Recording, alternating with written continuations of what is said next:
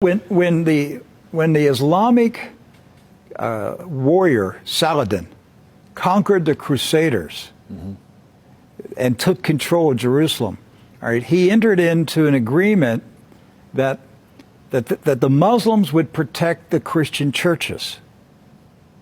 And so he appointed two Muslim families. Both of these families had been in Jerusalem for close to 1,000 years. And each generation has passed down the key. The key. Right. The physical key. Mr.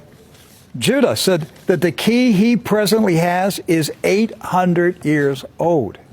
It's incredible. He had another key, but it broke. And this is a Muslim. I mean, yes. Ayubi Judah is a Muslim. And he said it's a great honor for a Muslim to hold the key to the Church of the Holy Sepulchre, which is the most important church in Christendom.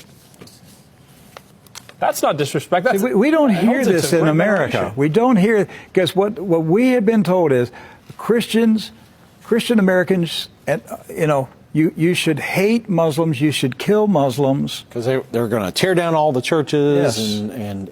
and basically just ransack them and everything else. But here we have two families that for nearly 1,000 years have actually been watching over Christian churches. That's right. So who planted into our minds here in America that we should hate and kill Muslims?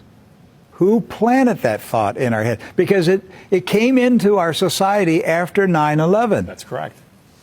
So 9/11 was a calculated, planned operation, and it changed everything in our country. And so we were saturated with media propaganda, which who owns the media in this country? So we were saturated with this media propaganda. You Americans, you need to hate Muslims. You need to go to war. You need to send your sons to go kill Muslims. All right? And yet, when you go to the Middle East, you find out that the Muslims, like Christians, are taking care of Christian churches. Yes. Do not hold animosity against Christians or Americans, except in the case where Americans are pushing for war in their countries or trying to take their land. So they've lived together. They've lived together for centuries and centuries.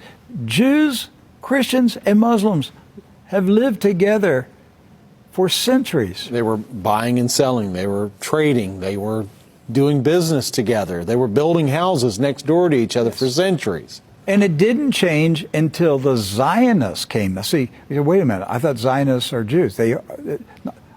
Not all Jews are Zionists. And not all Zionists are Jews. Right.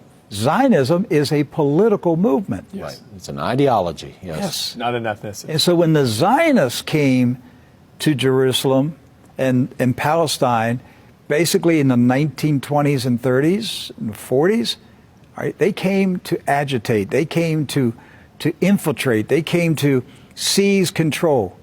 And so they formed paramilitary groups, like Irgun. And that's where Ariel Sharon and Menachem Begin, and these guys were young terrorists. And so there's where the hatred started to come in. The fighting, the animosity, the bitterness. But it didn't start until the Zionists appeared. Jews, Muslims, and Christians were coexisting. Yes. That's right.